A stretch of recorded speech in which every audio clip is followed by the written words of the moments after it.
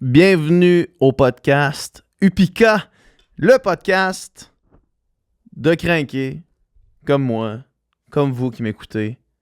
Les crinqués du sport, les crinqués de l'entraînement, les crinqués des paysages québécois et internationaux. Si vous nous écoutez, vous n'êtes pas du Québec.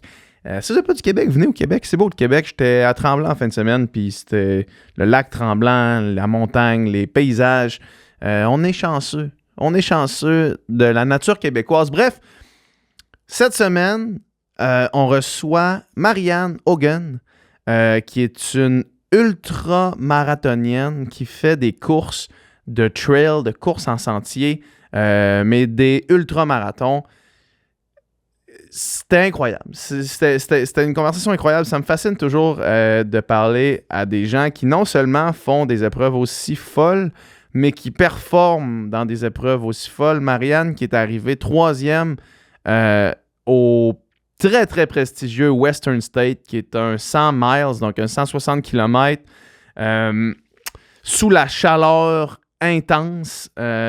C'était l'accomplissement de simplement finir la course du Western State ou un 100 miles en général, mais principalement c'est là qui est reconnu pour être vraiment difficile. Juste le finir, c'est un exploit magistral. Arriver 3e, c'est absolument démesuré. Marianne qui nous parle de l'entraînement que ça prend pour se rendre là, qui nous parle aussi de comment surmonter des épreuves. Marianne qui a eu une énorme blessure, elle s'est cassé une jambe, qui l'a mis sur le carreau pendant quasiment 1 an et demi, mais qui a remonté ça pour revenir au sommet de sa forme, au sommet de la performance. C'est une histoire qui est extrêmement inspirante. Elle nous rappelle aussi pourquoi elle fait ça. Tu sais, elle c'est ce qu'elle aime plus que les compétitions, c'est d'aller les week-ends avec ses amis, courir dans le bois, faire des explorations, des aventures. Vraiment fascinant. Une personne extrêmement fascinante qui, en ce moment, pendant que je vous parle, est en France en préparation pour le Ultra Trail du Mont-Blanc qui a lieu dans quelques semaines. C'est, encore une fois, une épreuve démesurée en termes d'ampleur. C'est le Super Bowl de la course ultra. Puis encore une fois, comme je disais, s'attaquer à des courses comme ça, c'est déjà un exploit en soi. J'ai vraiment hâte de voir qu'est-ce que Marianne va être capable de faire lors de cette course-là. Merci infiniment d'être venu me parler, Marianne. C'était une superbe rencontre.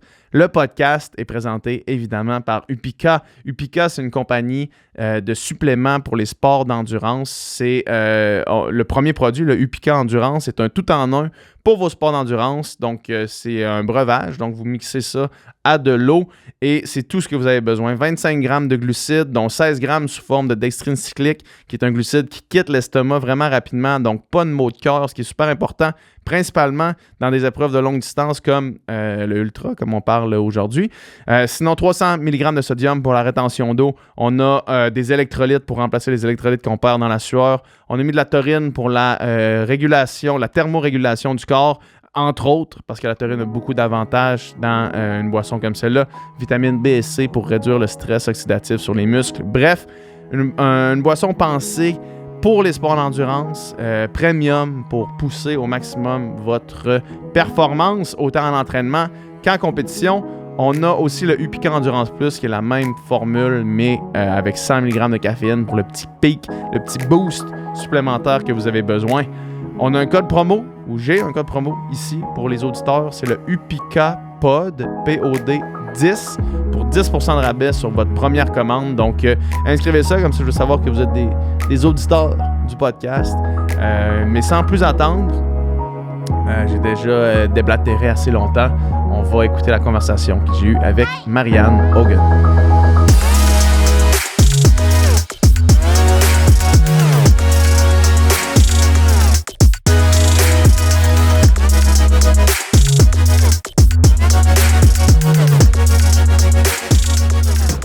On roule, c'est parti. Merci d'être là. Ouais, c'est bon, merci. Yes. On va juste continuer la conversation qu'on avait dans le fond parce que ça m'intéresse vraiment, là. Comment tu fais pour t'entraîner en trail de façon spécifique pour des épreuves comme le Western State ou UTMB, le UTMB, le 160? Ouais. OK, le full UTMB, là, dans un mois? Ouais, dans moins d'un mois, mais... Oh non, un mois officiellement, je pense, là. Pas pire. Fait que là, t'habites sur le plateau Mont-Royal. C'est quoi les solutions? Ben, il y en a plein. C'est sûr que les fins de semaine, je les passe pas à Montréal. Là. Je pense que depuis que je suis déménagée à Montréal il y a 4 ans, là, je suis jamais restée une fin de semaine à Montréal. T'es native de où, toi? Je viens des cantons de l'Est, mais j'ai fait 5 ans en Californie puis 3 ans au Colorado avant de revenir à Montréal. Ouais. Fait que, mais depuis que je suis à Montréal, là, je bouge beaucoup. Et puis, il y a vraiment façon, là, en fait, de Montréal, là, aller chercher des bonnes fins de semaine. Là. Les 2 dernières fins de semaine, je suis allée dans les White Mountains, je suis allée à Québec. C'est sûr qu'il faut que tu sois prêt à faire le voyagement, mais une fois que c'est fait, là, pour la fin de semaine, t'es all set. T'es all set, ouais, c'est ça. Mais il faut que tu aies quand même une place. C'est quand même un projet, là. Il faut que tu aies une place où dormir, faut que tu ailles pour aller t'entraîner, mettons.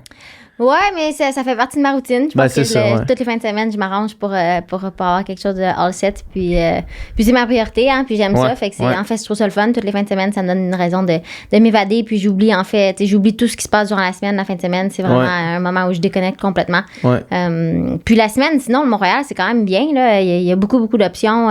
Et puis c'est sûr que ça dépend de la course. Là. C'est sûr que Western States, j'avais besoin de moins de dénivelé que pour l'UTMB. Mais c'est encore drôle. La Western States, c'est sûr que le dénivelé négatif est super important. Mais dans les 2 cas, là, j'ai la chance d'aller là, 1 mois avant la course, d'aller vraiment là, sur place pour pouvoir m'adapter là, aux conditions. Ouais, c'est ça, parce que ça, je veux qu'on en reparle plus tard parce que les conditions dans le trail running, c'est quasiment le nerf de la guerre. Pas le nerf de la guerre, mettons, là, mais c'est un des détails vraiment importants. Là. Puis quand je dis détail, c'est un énorme détail. C'est pas un tout petit détail. Ouais, c'est un énorme détail. Fait qu'on va en reparler, mais juste avant, tout de suite après ça, moi, c'est la première fois que j'entends ça en termes de course. Là.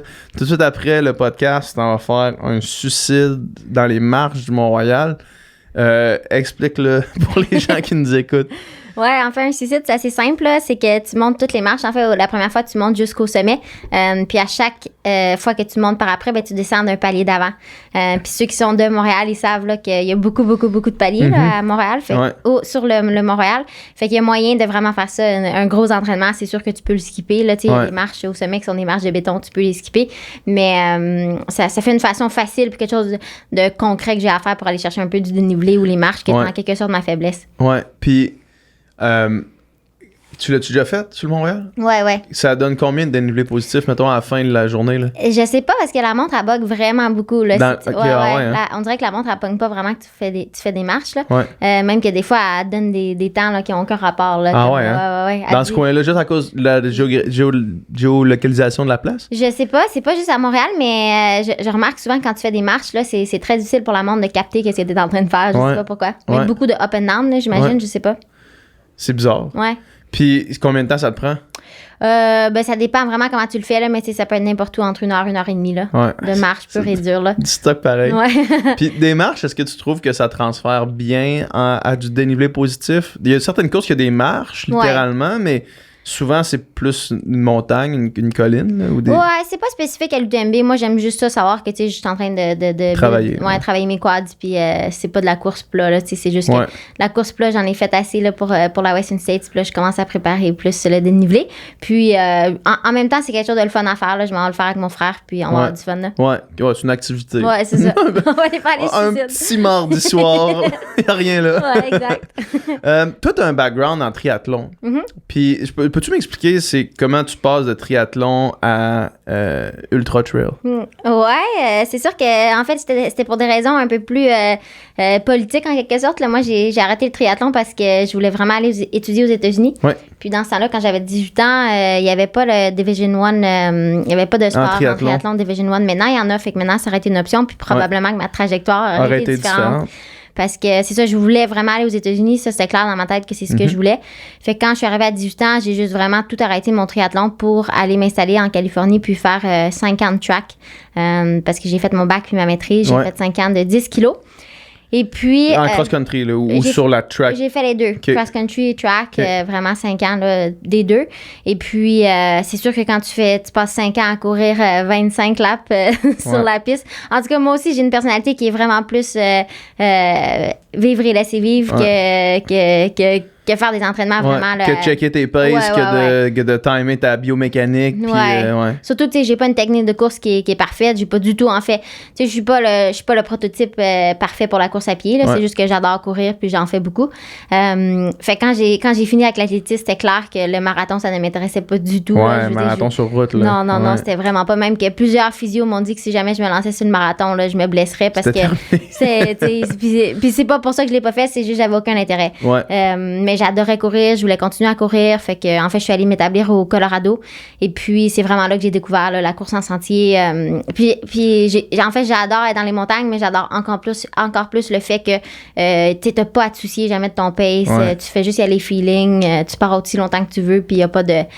La structure est beaucoup moins là, puis c'est ce que j'adore. Ouais, je comprends ce que tu dis. Quand tu vas t'établir au Colorado, est-ce que tu avais en tête de commencer la course en sentier ou bien tu es allé là pour d'autres raisons? Plusieurs raisons. Là. Quand tu gradues, en fait, avec un... En quoi tu as étudié? J'ai fait mon MBA. Juste une maîtrise en administration des affaires. Et puis, quand tu fais une maîtrise ou n'importe quoi qui est passé le bac, tu as le droit de faire une année de travail aux États-Unis, en fait. Puis, puisque ça faisait 5 ans que j'étais en Californie, je me disais, ce serait bien d'essayer quelque chose d'autre. Puis, mon copain, à l'époque, venait du Colorado. Donc, on était allés plusieurs fois, là, visiter, là. Puis, la ville de Boulder, c'était une ville qu'on était allés à maintes reprises que j'adorais, là. C'est vraiment un vibe qui est dans la ville que j'adore, là. Les gens, les activités, juste le vibe de la ville est juste vraiment quelque chose que j'ai vraiment adoré puis qui m'a vraiment attiré. Super axé sur le plein air. Ouais. Puis tu sais, la première fois que je suis déménagée, puis la première fin de semaine où je suis arrivée, tu sais, je me suis fait des amis, on allait faire du camping, puis ce fut ça, là. C'était terminé. That's it, c'est ici, je vais être. Fait que je suis restée là 3 ans, puis j'ai adoré, puis c'est vraiment là que j'ai commencé à bâtir un peu l'arrière-plan là, de la course en sentier. Puis pour les coureurs nord-américains, c'est pas mal le Colorado. C'est pas mal là que ça se passe, là, pour les coureurs de trail, là, tu sais. C'est pas mal au Colorado que ça se passe, là, à Boulder, justement. Ouais, Boulder, c'est vraiment l'épicentre, là, je te dirais. Là, c'est sûr que Flagstaff, c'est quand même assez élevé. Il y a des places en Oregon qui sont bien, Utah aussi. Mais Flagstaff, c'est plus pour les coureurs sur route, là. Mais il y en a quand même des bons coureurs en sentier, là. Flagstaff, c'est quand même un bon endroit, surtout que tu as le Grand Canyon, là, quand même assez proche. Puis c'est un super bel endroit là, pour courir. La course en sentier est quand même pas mal. C'est juste que c'est moins décoré, je te dirais. C'est juste que mais il y a beaucoup de beaux sentiers. Puis en plus, t'es quand même pas mal en altitude. Ouais, c'est ça. Fait que là, tu découvres ça. Puis, est-ce que rapidement, tu te dis... Ben, tu sais, au-delà de tomber en amour avec le sport pour son manque de structure, comme on parlait tantôt, là, est-ce que rapidement tu te dis comme, oh, OK, il y a peut-être quelque chose là qui est plus dans mon range que, mettons, l'athlétisme sur route, là? Oui, vraiment, parce que l'athlétisme, tu sais, j'étais correct, là. Tu sais, j'étais capable de garder une place sur l'équipe puis de courir des temps qui étaient respectables, mais j'avais pas une carrière où j'avais pas du tout un futur, là, plus qu'il faut, mais bien que j'ai adoré, puis tu sais, je trouve que ça m'a donné une très belle base pour la course en sentier. Mais c'est sûr que je pense que physiologiquement, là, les gens disent toujours que j'étais un peu plus un diesel ou tu sais, depuis que je suis toute jeune, là, je pense que, tu sais, je fais toujours des négatifs splits ou des splits égales. Toutes tes affaires, là. Toutes mes affaires, natation, course à pied, tu sais, 200, 400, moi, c'est toujours les mêmes splits. Tu sais, mon meilleur temps au 5 kilos, c'est un 17, puis mon meilleur temps au 10 kilos, c'est 35, 19. Donc, tu sais, c'est vraiment... Je suis vraiment plus sur le long. Puis j'aime beaucoup mieux ça, là. Fait que les deux vont ensemble. Ouais. Puis là, tu passes combien de temps au Colorado? 3 ans. 3 ans? Ça nous amène à quelle année avant que tu reviennes ici? Je suis revenue ici en 2017, à l'automne de 2017. Directement à Montréal? Directement à Montréal, ouais. OK. Puis à ce moment-là, tu travailles, j'imagine? Je travaillais au Colorado, puis j'ai arrêté de travailler en fait en juillet. Puis je suis revenue, en fait, je suis allée, j'ai fait une course en Europe avec Mathieu Blanchard, c'était la Transalpine. Et puis après ça, je suis restée là peut-être un mois, là, profiter un peu des montagnes. Puis après ça, je suis revenue m'installer ici. Puis à ce moment-là, j'avais pas d'emploi. Puis l'idée, c'était justement de retrouver un peu en fait, de voir un peu qu'est-ce que je pouvais faire ou qu'est-ce que je voulais faire. Et puis, à ce même moment-là, en fait, c'est ça, c'est là que j'ai réalisé que si je faisais que de la course à pied, ce serait dangereux un peu au niveau de ma santé physique. parce que c'est sûr que moi, si j'ai 12 heures dans une journée... tu vas les passer à courir. Je vais les passer à courir, puis je le reconnais beaucoup plus maintenant que je le reconnaissais avant. Là. Avant, c'est quelque chose que je faisais, puis je le faisais sans limite, mais maintenant, c'est quelque chose que je...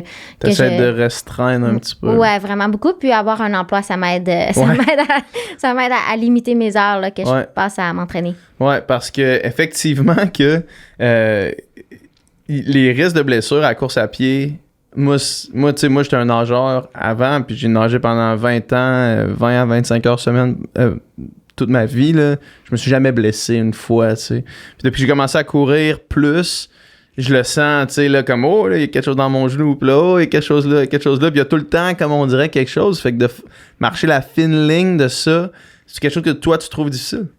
C'est quelque chose que je trouvais plus difficile que je trouve difficile aujourd'hui. Puis je pense que c'est un tout. Je pense aussi qu'il y a un shift entre le monde de l'athlétisme puis le monde de la course en sentier au niveau de la nutrition. C'est sûr que je pense que j'étais beaucoup plus petite et puis en rétrospect, c'est là que tu réalises que c'était probablement pas nécessairement sain d'être à ce niveau-là ou à ce poids-là. Et c'est certain que c'était un poids qui convenait pas à le sport d'endurance, le ultra-endurance. Ouais. Donc, c'est un shift qu'il a fallu que je fasse. Puis ça m'a pris quelques temps, en fait, réaliser que ce shift-là était nécessaire. Et puis, une fois que je l'ai fait, en fait, là, je réagis beaucoup mieux à plus de volume. En fait, dans les dernières années, là, j'ai beaucoup moins de blessures. C'est sûr que j'en ai, mais c'est beaucoup plus des blessures accidentelles. Là, un traumatisme. Ouais. Fait que, t'en as-tu eu beaucoup dans les dernières années, des blessures liées à une cheville foulée ou des affaires de même? Oui, j'en ai eu énormément. j'ai beaucoup de chevilles foulées. Même qu'en mars, je me suis disloqué un os là, après une foulure. J'ai un traumatisme. Je me suis cassé la jambe, là, fracture spirale, tibia péronée.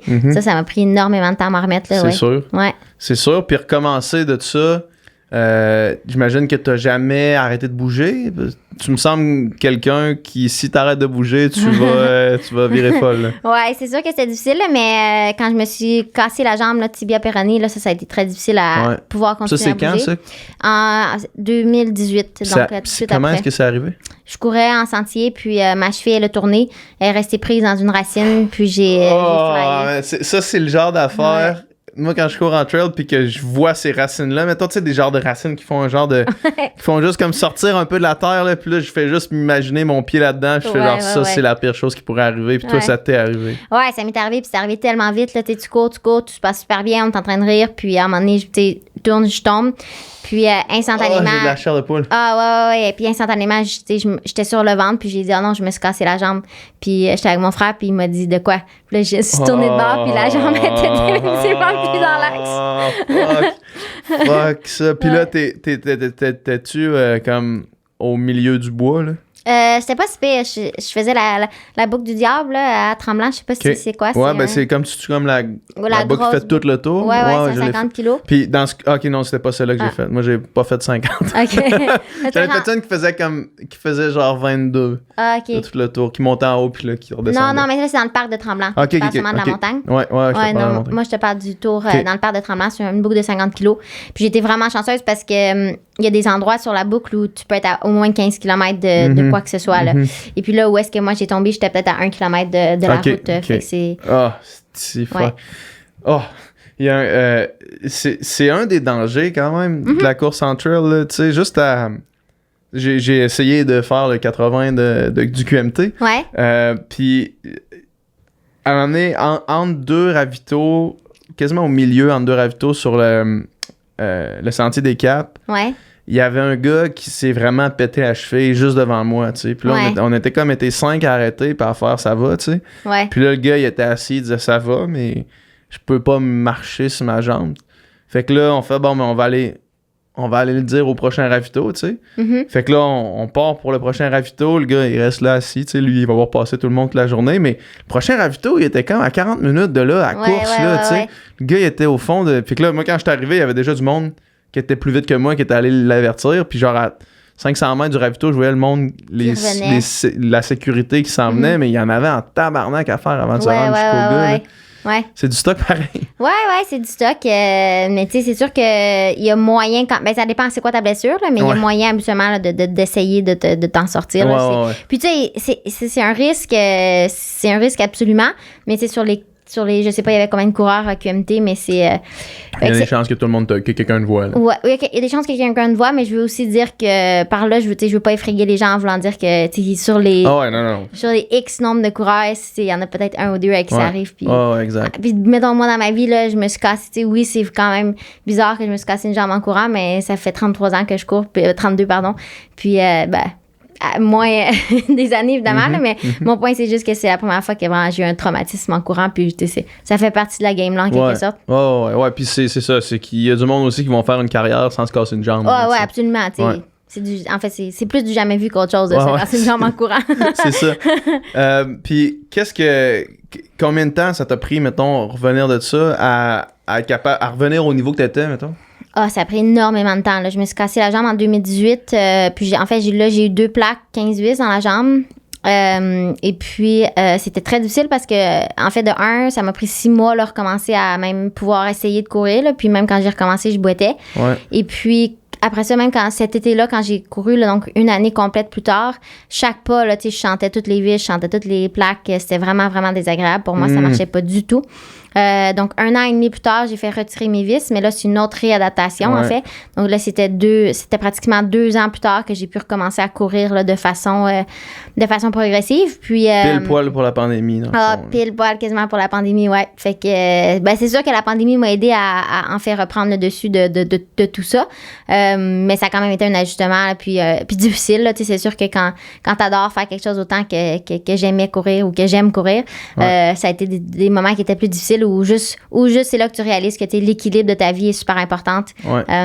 Puis que tu dois avoir autre chose là, qui vienne te chercher pour pouvoir, en fait, combler tes journées, là. Ouais, c'est clair. C'est clair. Quand tu mets tous tes œufs dans une affaire, tu te rends vite compte que cette affaire-là tient un fil. Là. Ouais. Fait que là, chronologiquement, ça nous amène à la pandémie, dans le fond, début de la pandémie. Ouais, début de la pandémie. Puis là, comment t'entrevois, tu sais, parce que j'imagine que c'était très incertain pour toi, qu'est-ce qui allait se passer avec ta carrière de coureur, là, tu sais, de coureuse quand que ça arrive. Ouais. Quand tu arrives à la pandémie, comment tu entrevois ça? Comment tu voyais ça? Est-ce que tu te disais, il y a une chance que ça soit encore une carrière ou non? C'est sûr que ça a toujours été un rêve pour moi de revenir, là, en voulant dire que c'est toujours quelque chose que je voulais, puis c'est toujours quelque chose pour lequel j'étais complètement prête à travailler pour. Mais j'étais réaliste aussi à savoir que, tu sais, même aujourd'hui, là, c'est sûr que mes chevilles, là, sont super... en fait, sont vraiment pas fortes. Là. Je suis probablement celle qui va se tourner plus souvent les chevilles, puis j'ai un risque très élevé. J'ai beaucoup de faiblesses. Même mon mollet droit est toujours plus petit que mon mollet gauche. Donc, j'ai encore des séquelles. Mais oui, c'était toujours quelque chose auquel je travaillais. Mais j'ai été chanceuse parce que j'ai eu l'opportunité, en fait, dans ce moment-là, en fait, j'ai été contactée par l'équipe de triathlon canadienne paralympique. Et puis, je suis rentrée en tant que guide paralympique. Puis ça m'a permis de travailler sur quelque chose qui était... évidemment, là, quelque chose qui était... en fait, c'était incroyable comme expérience humaine, mais aussi, ça m'a permis de me remettre en forme de façon autre que juste par la course à pied. Moi, j'ai recommencé à faire beaucoup plus de vélo, la natation, puis ça m'a aidé à revenir là, dans un état qui était plus propre à la personne que j'étais avant que je me casse la jambe. Ouais. Puis au moment où est-ce que, justement, t'arrives puis tu serais théoriquement prête à reprendre la compétition, il y a comme plus de compétition vraiment. Ouais, exact. Fait que qu'est-ce que tu fais rendu là? Ben moi, en fait, la compétition, j'adore ça, mais ce que j'aime plus, c'est pouvoir aller dans les grosses aventures, là, les fins de semaine. Puis ça, c'est quelque chose que j'ai toujours continué à faire. Là. Évidemment, je dis pas par là que j'ai pas suivi les règlements de la pandémie, mais c'est sûr que, tu sais... quand c'était des zones rouges, j'y allais pas. C'était des zones rouges, j'y allais pas. Mais aussi pour dire que tu sais, moi, tu sais, le moindrement que j'étais capable de pouvoir retourner avec mes amis pour faire des longues fins de semaine, des longues sorties, c'est tout aussi important pour moi de faire ça que faire les compétitions. Je pense que les compétitions, ça vient en second lieu. Je pense que c'est... Mais si j'étais vraiment pour ranker ce que j'aime le plus, je te dirais que c'est plus les fins de semaine que j'adore. Puis les compétitions, ça vient un peu... donner une raison au pourquoi tu fais les fins de semaine, mais en même temps, c'est un cercle qui tourne. Là, je trouve que c'est un peu des deux. Fait que moi, la pandémie, j'ai pas trouvé ça... évidemment, là, c'est sûr que ça a beaucoup de côtés négatifs, là, puis j'ai le côté humain dans tout ça, encore une fois. Mais moi, pour pas compétitionner pendant une année de plus ou de moins, ça me dérange pas nécessairement tant et si longtemps que je peux aller sortir les fins de semaine. Ouais, c'est ça, parce que même s'il y avait... En fait, s'il y avait bien une affaire qui était encouragée pendant la pandémie, c'était comme voyager dans le Québec puis courir dehors. Tu sais, aller jouer dehors, mettons. Sortez, là, tu sais. Oui. Puis aller à l'extérieur, puis faites des randonnées, justement, ou tu sais, des hikes, même. Oui, absolument. Fait que moi, quand il y avait ça, j'étais vraiment comblée. C'était assez pour toi. Ouais. Puis après ça, toi, dans le fond, est-ce que tu avais fait un 100 milers, un 160 kilos avant tout ça? Non. C'était jamais arrivé. Non, c'était mon premier. Cette année, c'était ton premier, c'est ça. Au Western States, c'était ton premier. Ouais. Qu'est-ce que tu avais fait avant les plus longues? Là, ma première plus longue, ça a été Arikana, le 125. Le 125? Ouais. Et puis tu avais remporté le 125? Non. Là, je me suis tourné la cheville vraiment beaucoup. Je me suis tourné la cheville au kilomètre. Vraiment beaucoup. Ouais. Ça faisait peur. Ma cheville, par après, là, était aussi grosse qu'une balle de baseball. Là. Au kilomètre combien? 82 environ. Mais je l'ai fini, là. J'ai fini, j'ai pu... J'étais en première quand c'est arrivé, puis finalement, j'ai fini. Je l'ai fini, là. T'as-tu marché les 40 derniers? Les premiers peut-être 5-10 km, c'était de la marche course rapide. Puis après un petit bout, ton corps a oublié un peu qu'est-ce qui se passe. La seule affaire qui était très dangereuse ou très compliquée, c'était les descentes. Là. Donc là, les descentes, j'avais vraiment de la misère à aller courir, puis j'y marchais plus qu'autre chose. Là. Ah, en tout cas, c'est du stock pareil. Puis, fait que là, ça, c'était le 125. Ouais. Arikana, est-ce que c'était l'année passée? C'était en 2021. Puis après ça, t'as fait... t'es allé pour avoir ton golden ticket. C'était au Texas. Au Texas, c'est ça? Ouais. Puis c'était quoi cette course-là? C'était un golden ticket au Texas, c'était un 100 kilos. Ouais. Puis c'est ça, c'était un 100 kilos qui est quand même assez rapide. C'était pour se qualifier, dans le fond. Ouais, c'est parce que là, pour ceux qui nous écoutent, dans le fond, le Western States, c'est comme une course mythique. Ouais, il faut que tu te qualifies. Ouais, c'est la plus ancienne, en fait. Ouais. Fait que t'étais allé là pour te qualifier, puis toi, c'était l'objectif de te qualifier pour ça. Ouais, absolument. Puis du moment que tu t'es qualifié, est-ce que t'es tombé en mode, OK, ben là, l'objectif ultime, c'est Western State? Ouais. 100%. Tout de suite. Ouais. Puis décris-moi donc Western State comme le parcours, tu sais, ça ressemble à quoi, puis comment tu t'es préparé pour ça? Oui, ben c'est un parcours qui est vraiment intéressant parce que, en fait, en premier lieu, tout le monde n'arrête pas de dire que la Western States, c'est une course qui est pratiquement juste la descente, où il faut juste que tu cours de la descente, mais il y a quand même beaucoup de montées, puis il ne faut pas l'oublier. C'est environ, je pense que, là, ça se peut que je me trompe dans les chiffres, là, je suis pas la meilleure là-dedans, mais à peu près 5000 mètres de montée, puis 6000 mètres de descente. Donc, oui, il y a un écart, mais l'écart n'est pas non plus... Elle n'est pas insane. Puis c'est ça, 5000 mètres de montée, ça monte quand même. Ouais. mais ça se peut que je me trompe, là, mais parce que c'est à peu près ça. Donc, puis la course est vraiment particulière parce que tu commences en altitude, donc tu commences vraiment dans le high country, là, plus près du lac Tahoe. Et puis tu finis en Californie dans une petite ville qui s'appelle Auburn. Et puis tu passes à travers des canyons. Et puis dans le fond, tu pars à un endroit plus élevé et tu descends dans la vallée, donc où est-ce qu'il fait beaucoup plus chaud. Ouais. Et puis à travers les canyons, c'est incroyablement chaud. Là, je veux dire, c'est genre, ça condense. Ouais. Ils appellent ça des fours à pizza. Là. Surtout s'il fait chaud dans les jours avant la Western States. Dans le fond, c'est comme si ça cuit là-dedans. Là, puis là, tu descends dans les canyons. Puis c'est vraiment particulier parce que quand tu pars dans le high country, il fait quand même froid le matin. Là, les gens qui sont là en spectateur, ils ont des gros puffy. C'est froid. Là. Puis c'est dur de t'imaginer que tu vas avoir chaud dans la journée, mais t'as vraiment tu vas vouloir mourir. Ouais. Fait que c'est vraiment particulier. Puis le high country est un peu technique, mais pas tant que ça. C'est vraiment, quand tu pars du Québec aussi, c'est sûr que tu arrives en Californie, puis ils utilisent l'expression le California carpet. Puis c'est vrai que c'est des trails qui sont vraiment roulantes, puis ça court super bien. Mais... Ouais, il n'y a pas vraiment de trail sur le plat à 12 minutes du kilo. Non, vraiment. Ici, on en a beaucoup quand même de ces trails-là qui avancent pas pantoute. Tu fais, c'est quoi je suis en train de faire là? Ouais. Mais c'est vraiment mieux faire l'inverse. Hein? C'est vraiment partir du Québec d'aller là que d'aller de la Californie au Québec. Il y en a qui doivent faire des sauts pas mal qui arrivent ici, qui font comme c'est quoi ces trails-là? Il n'y a rien à faire avec ça. Ouais. Fait que... la chaleur, puis au début, j'ai dit on va reparler des conditions, là, des trucs comme ça. Parce que oui, le froid, c'est quelque chose, mais moi, ce qui me tue, c'est la chaleur. Là. Quand il fait chaud, là, mes pulsations through the roof, puis là, je suis capable de descendre, je suis comme un tabarnak, puis à la fin, tu sais, genre, juste au QMT 80, tu sais, il s'est mis à faire vraiment humide, là, j'étais mouillé comme si je venais de prendre une douche. Mais constamment. Ça séchait pas parce qu'il n'y a pas de vent. Tu sais, t'es comme dans la forêt boréale. Il n'y a aucun vent, puis t'es juste... Faut que tu boives comme un malade. Comment tu te prépares à ça?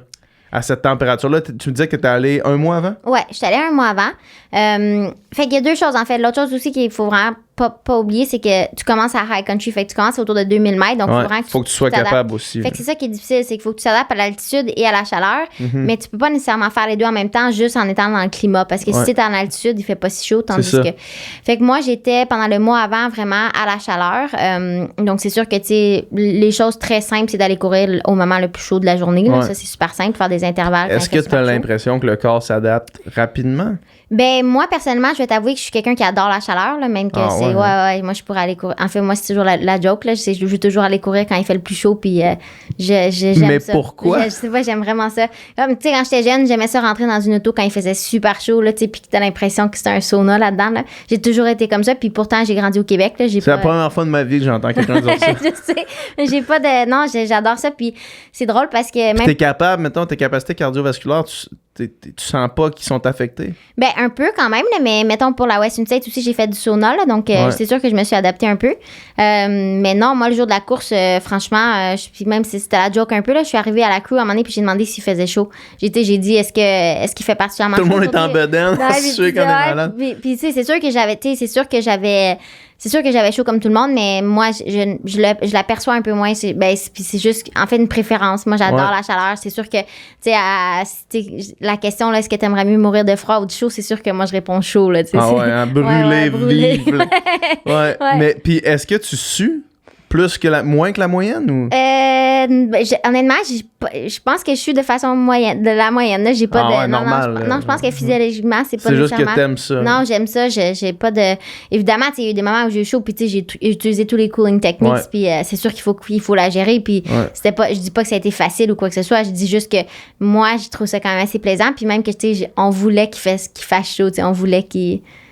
Ouais, parce que si toi t'aimes ça, ça nuit un peu aux autres là, en même exact, temps. En quelque sorte, ouais. J'avais vu une chaîne YouTube, peut-être que tu connais ça, c'est Sweat Elite que ça s'appelle. Ok, non, je sais pas. Puis le gars, il va genre suivre des coureurs pros, là. Souvent c'est du monde de track ou des marathoniens, mais il était allé passer une journée avec Jim Wamsley. Ok. Avant justement la Western State de l'an passé. Puis il arrive chez Jim Wamsley, puis là ils ont comme 2 heures de char à faire pour se rendre jusqu'à la place où il fait sa longue sortie. Là, c'est comme c'était sa dernière longue sortie. C'est comme un 3 heures. Là. Ouais. Puis le 2 heures de char, c'est le soleil plombant en Arizona. Puis, je me rappelle plus c'est où exactement. Je pense que c'est en Arizona. Mais les fenêtres fermées, pas d'air clim, dans son char pendant 2 heures. Ouais. Puis là, lui, il dit « Ah non, c'est pour m'habituer. » Puis là, au début de la vidéo, le gars de Sweat Elite qui fait jamais ça, il met la caméra devant lui puis il dit comme là, je veux juste vous avertir, on a fait ça au début, puis j'ai comme manqué perdre connaissance, fait que j'ai pas réussi à le filmer. À où est-ce qu'on allait filmer, là, tu sais. Ouais. Parce que là, Jim Wamsley, il pogne son char, puis il part, puis tu sais, lui, il est là, il parle, l'autre, il est en train de mourir sur le côté, là, tu sais. Fait que le corps s'adapte, oui, le corps s'adapte, ouais. Puis il y a vraiment de la science là, derrière ça, là, tu sais, que tu devrais le faire, mettons, X semaines avant, X jours avant, tu devrais réduire, tu sais, toute cette science-là. Mais il y a plein de façons de le faire, là, c'est juste de trouver un peu. Moi, j'aime ça les faire de façon qui est un peu le fun, là. Quand moi, j'ai fait beaucoup de hot yoga pendant que j'étais en Californie, parce que j'adore ça aussi, fait que j'ai pas l'impression que c'est un entraînement en tant que tel. Là. Mais j'ai fait du sauna, puis ça, c'est sûr que c'est pas plaisant. non. Rester, te forcer à rester dans quelque chose de vraiment chaud, là, c'est tough. Là. Ouais. Puis genre, rester là, mettons, moi, je prenais des bains, là, juste pour la circulation puis la récupération, là, juste des bains chauds, mettons, puis j'essaie de me dire 30 minutes. Ouais. 30 minutes, c'est long. Ouais, c'est long. Le dernier 10 minutes, là, t'es là, pis tabarnak, j'ai envie. Genre, j'ai juste hâte d'avoir frais, là, de sortir d'ici pis de comme être bien. Là. Ouais. C'est du stock. Puis quand tu te préparais pour ça, est-ce que t'avais un podium en tête? C'était quoi, mettons, que tu te disais, je suis capable de faire ça? Ben, je dirais pas que je l'avais en tête. Là. C'est sûr que mon objectif principal, c'est un top 10. Là. Parce que pour ceux qui savent pas, en fait, le top 10, il retourne automatiquement l'année d'après. Et puis, c'est sûr qu'avoir ce pas-là hors de mes épaules là, pour savoir que je peux retourner l'année prochaine sans avoir à aller me chercher un golden ticket, c'était l'objectif principal. Et puis, je me donnais aussi la chance de vivre l'expérience, là, en voulant dire que j'ai jamais fait de 100 miles, puis j'ai aucune idée comment mon corps allait réagir. Puis, je pense qu'il fallait vraiment fallait pas que je prenne ça pour acquis, parce que j'ai bien fait dans les 100 kilos dans le passé, qu'un 100 miles, ça allait passer aussi. Fait que c'est plus que 50% qui te reste à faire là. Ouais. Fait que dans ma tête, très, très honnêtement, je me disais un top 10, je serais vraiment incroyablement ravie. Un top 5, je serais aux anges. Aux anges, puis un top 3, je veux dire, c'est sûr que c'est le rêve, là. Ouais. Mais ouais, non, même pendant la course, je te dirais que quand je suis arrivée 3e, on dirait que je réalisais pas que j'étais 3e. Puis en fait, je comprenais pas nécessairement non plus comment ça s'était passé. Là, on dirait que tout était comme arrivé tellement vite. Puis j'ai pas eu une course non plus. C'est ça qui est drôle, c'est que j'ai vraiment pas eu ma meilleure course.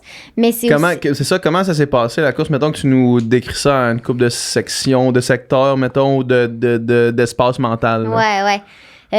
Parce qu'il y en a beaucoup dans un 100 miles des espaces mentaux, j'imagine. Ouais, mais c'était particulièrement drôle parce que, en fait, la première partie, comme le premier gros ravito, il est comme au kilomètre 32. Mm-hmm. Et puis.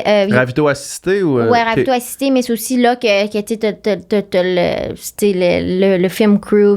C'est vraiment là que, mettons, les spectateurs vont avoir les premières nouvelles des qui est où. Outre la première montée, là, qui veut pas vraiment rien dire. Là. Ouais. Fait qu'à 32 km, mais c'est au bas d'une descente. Puis moi, les descentes, c'est vraiment ma force. Puis c'est vraiment là qu'habituellement, je me donne à fond puis que je prends mon avance, en quelque sorte. Et puis, donc, elle était à la bas d'une descente. Et puis, en haut de la montée, avant la première descente, j'étais peut-être en 8e position, 7e ou 8e position. Mais j'ai pris la descente et j'arrive à ce premier ravitaillement-là en première position. Je me sens vraiment bien, mais évidemment, c'est un peu comme wow. Qu'est-ce qui est en train de se passer là? Genre, est-ce que c'est moi qui ai mal compris comment gérer mon effort là? Ouais, fait que j'arrive là, puis là, je suis là, merde. Merde, je suis partie trop vite. Puis, tu te sens encore fraîche, mais t'es partie trop vite. Ouais, c'est comme, c'est pas l'attention médiatique que tu veux, là, tu sais, nécessairement arriver première au premier ravito, parce que peu importe ce qui arrive par la suite, les gens vont soit dire, tu sais, blablabla. Puis c'est juste aussi, tu sais, vu que c'est mon premier samage, je voulais faire attention de ne pas partir trop vite. Mm-hmm. Fait qu'après ça, ce qui est arrivé, c'est que mais t'as quand même... est-ce que c'était somme toute un peloton ou ben dans la première descente, t'as vraiment descendu plus vite que tout le monde? Non, c'est un peloton. Là. En fait, j'étais 7e, mais j'ai dépassé tout le monde, puis je suis arrivée, mais tout le monde a suivi le tac. J'étais pas comme si j'étais vraiment beaucoup d'avance. Ouais, puis t'es pas parti 3 minutes après. Non, je sais pas. Peut-être 3 minutes, mais comme, tu sais, ça se rattrape vite dans une descente. Une descente qui peut durer, était peut-être 6-7 kilos. Là, fait que t'es capable d'aller quand même chercher si tu vas vite tandis que quelqu'un prend ça easy. Fait que j'arrive là, tout se passe bien, je repars. Et puis, en fait, là, c'est la deuxième section de la course là, qui, pour moi, était absolument la plus dure. Puis c'est là que j'étais là, merde, là, je suis partie trop vite. Puis, mais non, en fait, ce qui est arrivé, c'est que j'ai commencé à me sentir vraiment malade. Puis depuis ce temps-là, tout le monde me demande pourquoi. Puis honnêtement, j'ai franchement aucune idée à ce jour. T'as encore pas la réponse? J'ai pas la réponse. En fait, j'ai eu un énorme problème gastrique. Mm-hmm. Mon ventre, il a gonflé comme ça se peut pas. Puis j'étais pas capable de manger. Puis j'avais mal au ventre qui me donnait mal au dos. Parce que même avant le départ, j'ai eu des problèmes de dos là, dans les semaines avant. Ouais. Et puis, fait que en fait, là, c'est ça, les 40 kilos qui ont suivi, j'étais juste tellement en douleur, puis j'avais vraiment de la misère à manger, à boire, et puis mon énergie a vraiment comme complètement descendu. Ouais.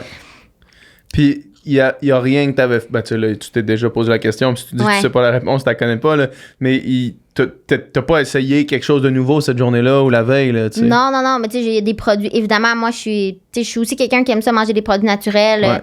Tu sais, donc, habituellement, quand je vais courir par moi-même, tu sais, je vais manger de la nourriture normale. Là, c'est sûr que je mangeais beaucoup plus de... Tu sais, dans un effort comme ça, tu veux t'assurer de manger des calories rapides et tout ça.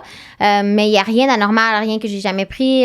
Tu sais, vraiment absolument rien. T'as pas mangé des baies qui traînaient sur le bord? Non, définitivement pas. Fait que je sais pas qu'est-ce qui s'est passé, mais pendant les 40 kilos qui ont suivi, là, ça a été vraiment un peu l'enfer, là. J'avais mal partout. Kilos, c'est dur aussi mentalement parce que encore une fois, parce que si on garde en tête que je suis arrivée première au 30, puis je me dis, merde, là, j'ai vraiment mal géré mon effort. Mais j'ai toujours continué à avancer, puis j'ai toujours gardé dans l'optique qu'il fallait que j'avance le plus rapidement possible, tu sais, vu ma situation. Et puis, ce qui est arrivé, c'est que je suis arrivée au kilomètre peut-être 70, 75, juste avant de descendre dans les canyons. Je suis arrivée à un ravitaillement, puis là, je me forçais à manger, puis j'ai pris une bouchée d'une sandwich au beurre de pinot, puis j'ai complètement mon ventre... T'as vomi dessus? Mon ventre complètement refusé ça. Ah ouais. Mais comme à l'instant près, là, j'ai senti que non, ça marche pas. Oh non, c'est parti. Puis honnêtement, je suis désolée pour les auditeurs, mais ça a été comme une champlure, là, en fait. C'est comme tu sais, comme un boyau d'arrosage. Ouais, qui fait juste... Puis j'ai tout sorti ce que j'avais dans le ventre, là, vraiment tout complètement. Puis ce qui est vraiment particulier, c'est que immédiatement je me suis sentie 1000 fois mieux. Nice. Ouais, alors je me suis sentie mieux. Puis au même ravito que le monde te voit vomir comme une champlure, t'as tout de suite repris des affaires au ravito, genre je vais la reprendre, genre je vais la finir. Non, en fait ce qui est arrivé, c'est que j'ai pris la sandwich, je suis partie en marchant. Okay. C'est quand je suis un peu plus loin que j'ai pris une bouchée puis que là c'est parti. T'avais-tu T'avais-tu du stock dans ta veste pour une fois que t'as vomi, mettons, pour remplir un peu les réserves ou non? Ben, c'est ça qui était effrayant. En fait, j'avais 2 gourdes pleines de la boisson gazeuse, en fait. Là, c'est ce que j'avais pris. T'avais pris du Coke, genre? J'avais pris... Moi, j'aime beaucoup le Canada Dry puis le Coke, en fait. Fait que j'ai pris un mélange des deux, je pense. Puis, ils sont-tu dégazés? Non, moi, j'adore ça quand c'est gazifié. Sauf que ça fait pas sauter tes bouteilles? Bah, pas tant que ça. Moi, j'y vais quand même comme... parce que des fois, au ravitaillement, ils sentent pas à l'aise, justement, d'en mettre beaucoup. Puis s'ils le font pas, je fais juste dire, top it off avec de l'eau, là. Mais s'ils le font, ben, je fais juste enlever du gaz petit à petit, puis ça passe. C'est mon premier marathon, j'avais mis une ceinture avec 2 bouteilles en arrière. Puis j'avais mis des pastilles Noun dedans. Ah, OK, ouais. D'électrolytes, mais ça fait genre une espèce de petit gaz, là. Ouais. Puis là, je suis de même au départ en attendant, puis là, je fais tabarnak, c'est quoi qui se passe? Puis là, je regarde en arrière de moi, puis j'avais mes 2 bouteilles, avaient sauté les 2. Ils avaient explosé par en dessous, fait que là, genre, j'avais plus mes bouteilles, juste parce que j'avais pas, genre, sorti l'air, mettons. Ouais. Non, mais moi, j'ai dit dans fait que tu mets direct de la liqueur dans tes gourdes, là. Moi, ça m'aide beaucoup, là. Je pense que c'est la chose que je veux le plus dans mes... Ouais, ça paraît en crise. Moi, au QMT, j'étais arrivé au kilomètre 40, je pense. Puis là, comme je commençais à avoir un bon petit down, là. Fait que j'ai ouvert une de mes gourdes, j'ai mis du Coke, je l'ai rempli de Coke, j'ai juste comme calé le Coke, j'ai lâché un bon vieux rot. Puis après ça, j'ai remis mes affaires, tu sais, j'ai remis mon Upica dedans, puis je suis reparti. Ouais. Fait que là, t'arrives là, t'avais du Canada Dry puis du Coke. Ouais, puis non seulement ça, j'avais vraiment pas beaucoup de choses. Puis là, on descendait dans les canyons, ce qui est vraiment, comme j'ai dit, plutôt là, les points les plus chauds. Fait que là, j'étais là, merde. Puis j'avais peur de retourner de bord parce que justement, j'avais peur qu'ils m'avaient vu vomir. Puis t'as toujours un peu l'ancienne pensée que t'as peur que quand tu vomis, les gens essaient de te garder pour s'assurer que tout se passe bien avec toi. Fait je vais aller à l'autre parce qu'ils m'ont pas vu vomir. Fait que je continue. L'autre était combien de temps plus loin, mettons? Combien de kilos? Peut-être entre 5 et 10, là. Faudra que je descende un canyon au complet puis que je le remonte. Fait que, non, ce qui était drôle, c'est que, ben, là, j'ai manqué d'eau, là. Puis là, j'ai commencé à vraiment mal filer. Et puis, j'avais un bandana de glace. Fait que ce que j'ai fait, c'est que j'ai commencé à manger ma glace. Ah ouais? En sortant du canyon, là. Ouais, j'avais plus rien à manger, j'avais plus rien à boire. Ben, j'avais des snacks, là, mais comme j'avais tellement soif que je pouvais pas vraiment penser manger quelque chose, là. Fait que j'ai juste mangé ma glace. Je suis sortie au prochain ravitaillement. Et puis, puis là, je bougeais pas vite, là, tu sais. Mais c'est ça qui était étrange, c'est ça que je comprenais pas, c'est que j'étais toujours dans le top 10.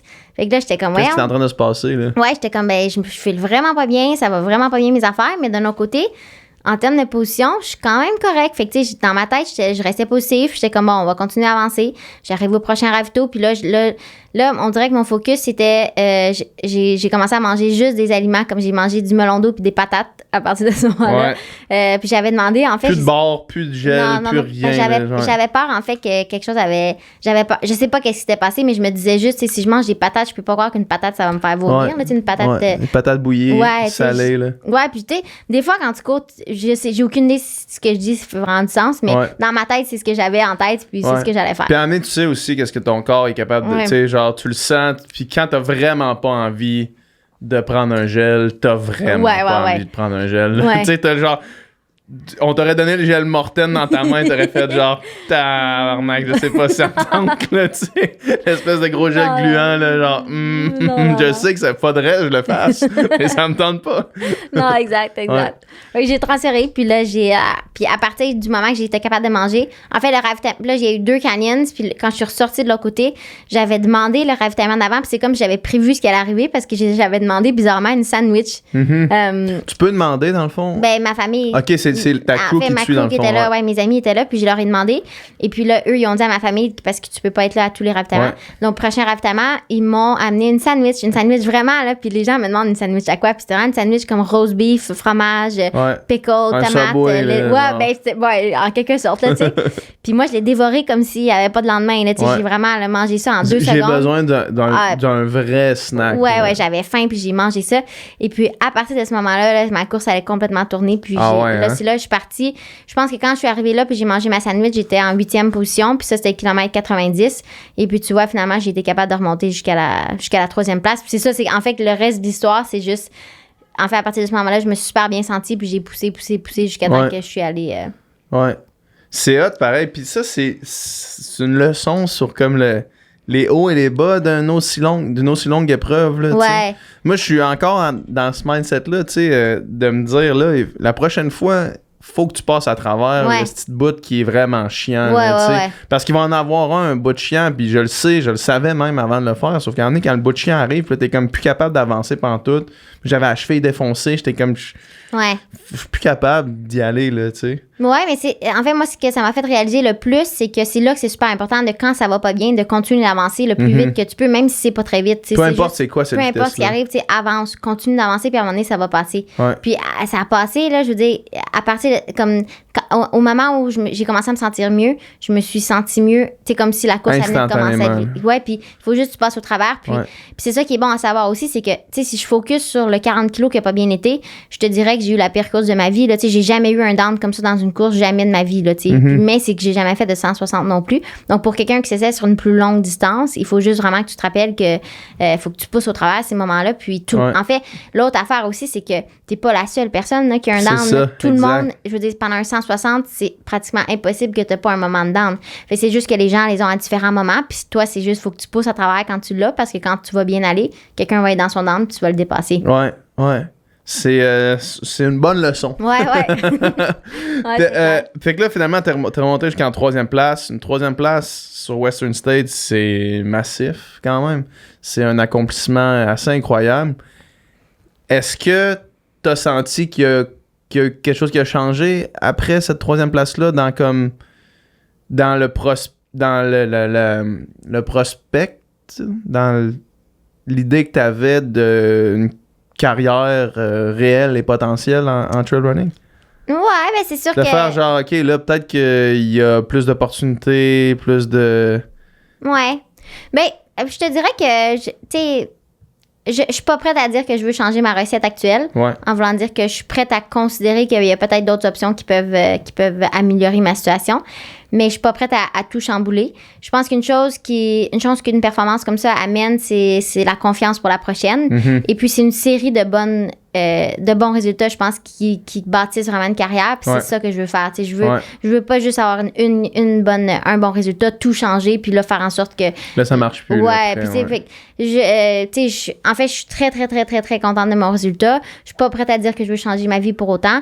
Mais je suis prête à dire que je suis prête à tout donner pour la prochaine aussi, pour voir un peu qu'est-ce que ça va donner, là. Puis cette prochaine-là, c'est pas le tour de l'île d'Orléans.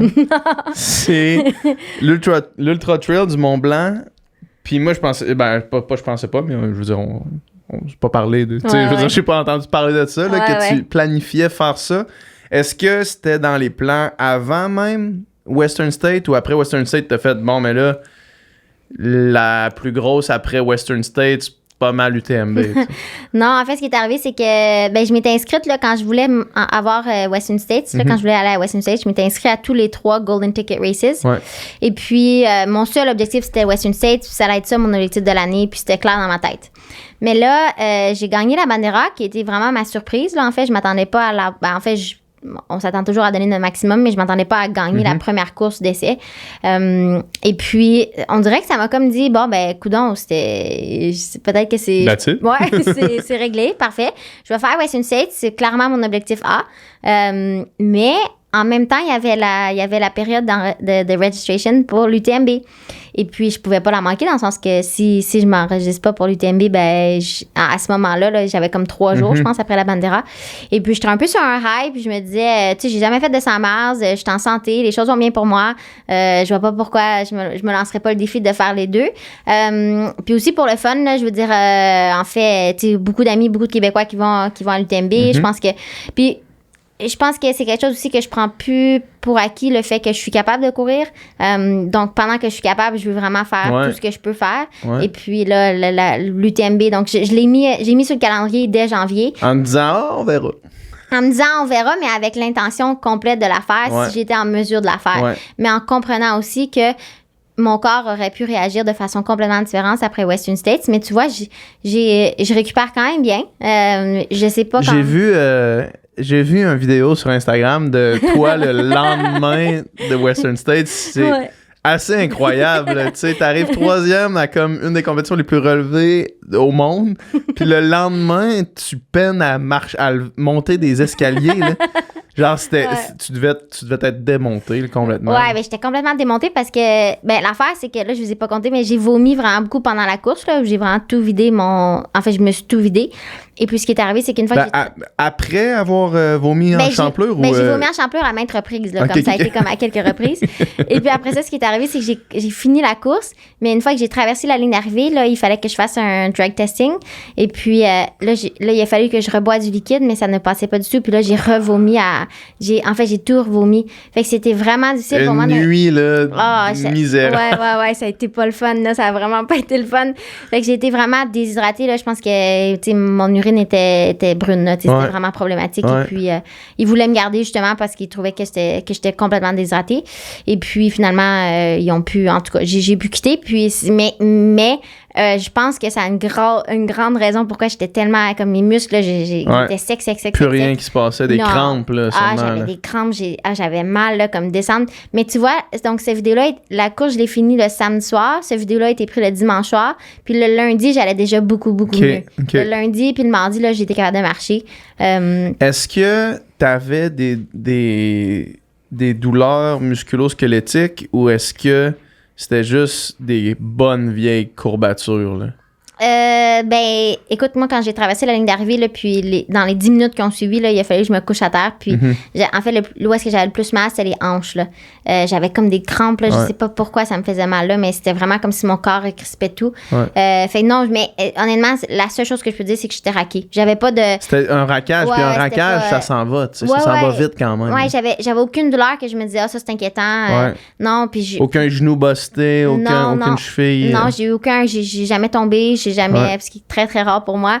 Fait que non, j'ai rien eu de douleur comme qui m'inquiétait, mais j'étais incroyablement raquée puis complètement déshydratée là. Pendant un petit bout là, tu sais, je me sentais woozy là. Si je me levais là, j'étais comme moi. Je sais pas si t'as vu l'autre vidéo, mais je me suis aussi évanouie là pendant une entrevue là. Non, j'ai pas vu ça. Celle-là c'est quand même bonne. C'est fou. Ouais. Puis c'est quand même intense. Est-ce que, mettons, dans cette période-là de 24-48 heures après la course, tu te disais, je vais en refaire un autre dans, je sais pas, 2 mois, là? Ah, oui. Moi très rapidement. T'étais excitée à l'idée de faire ça. T'étais pas genre, ça, c'est la pire chose qui m'est arrivée de ma vie. Non, vraiment pas. Moi, c'est drôle parce que non, je te dirais que non, j'étais tellement contente de pouvoir avoir eu la 3e place pour pouvoir y retourner l'année d'après.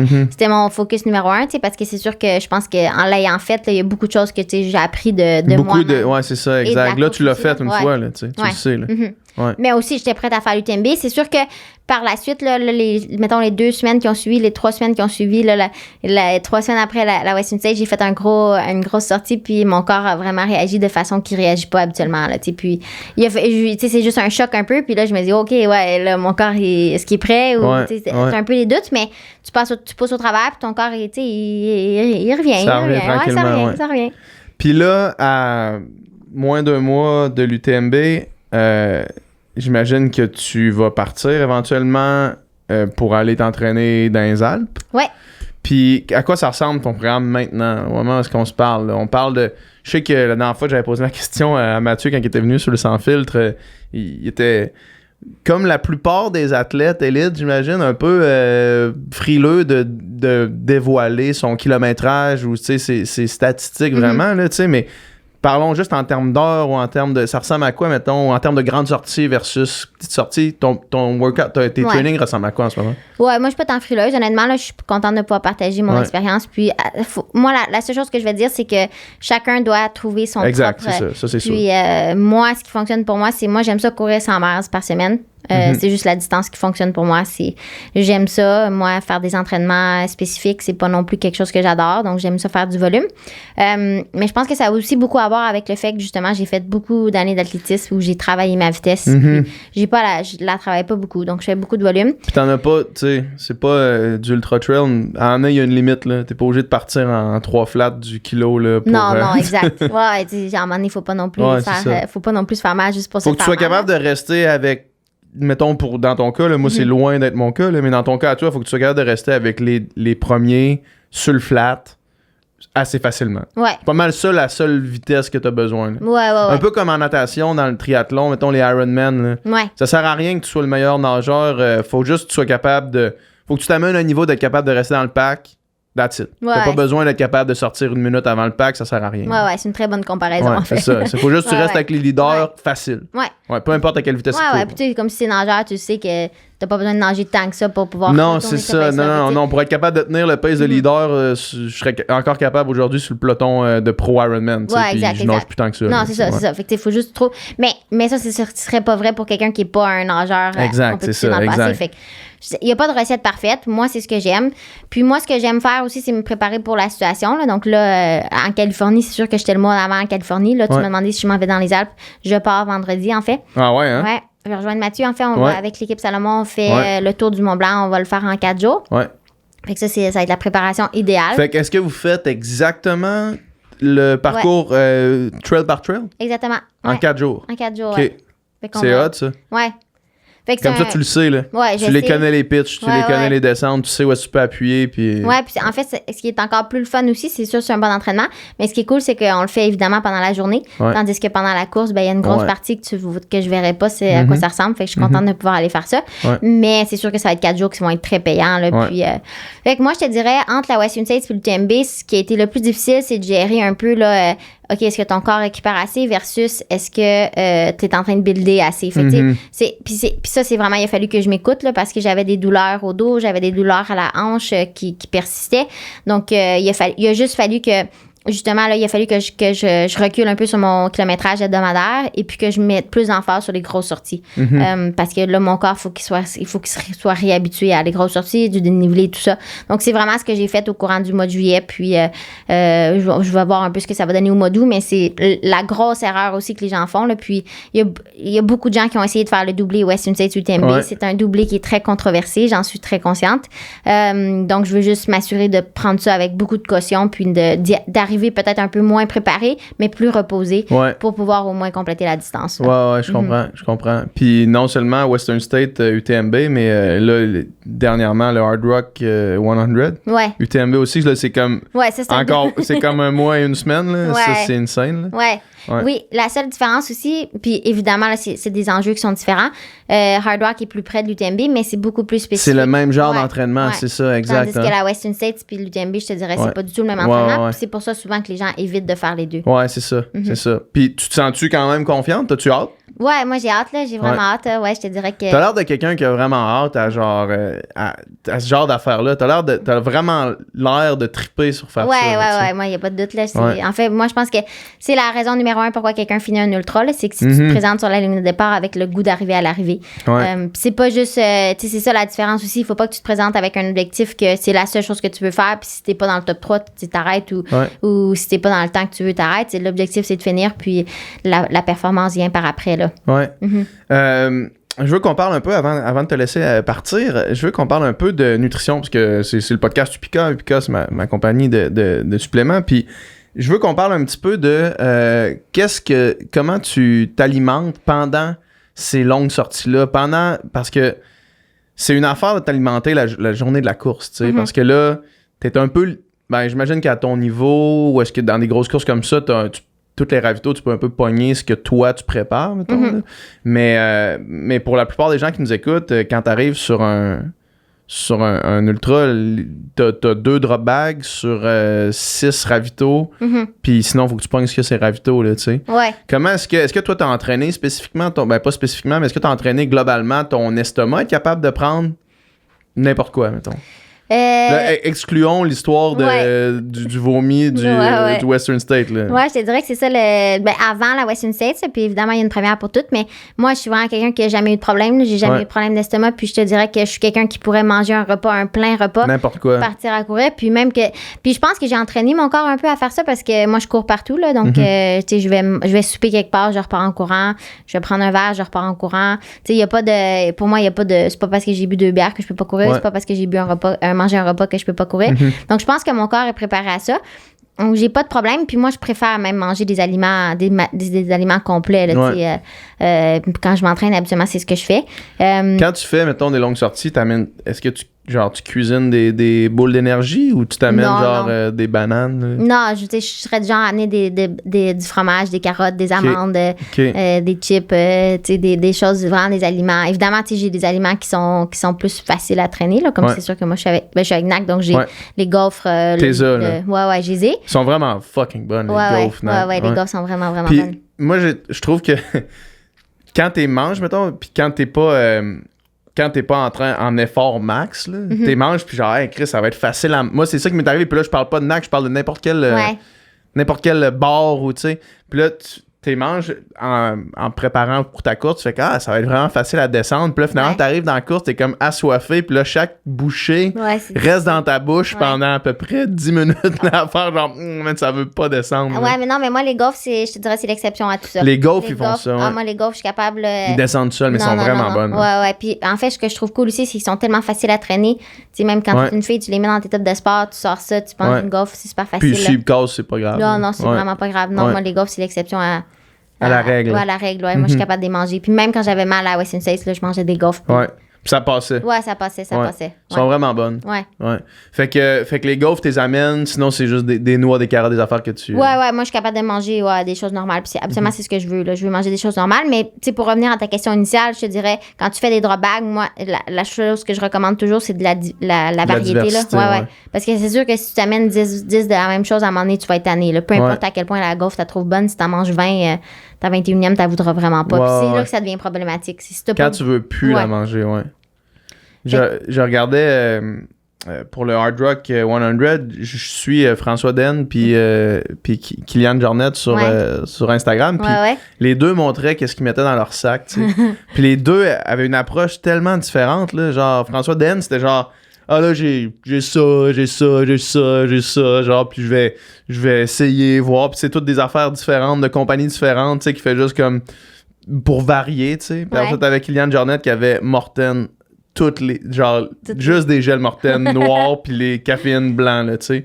Les deux, c'est une approche complètement différente, là. Faut que tu sois game de prendre la même chose pendant 160 km. Là. Ouais, mais je me demande s'il prend aussi des choses au ravito. Là, parce que Kylian, on l'a déjà vu manger des choses. C'est comme avant une grosse course, il mange juste un morceau de chocolat puis du café. Là, je pense qu'il y a probablement un peu de tout. Là. Ouais, vraiment. Ouais. Cool.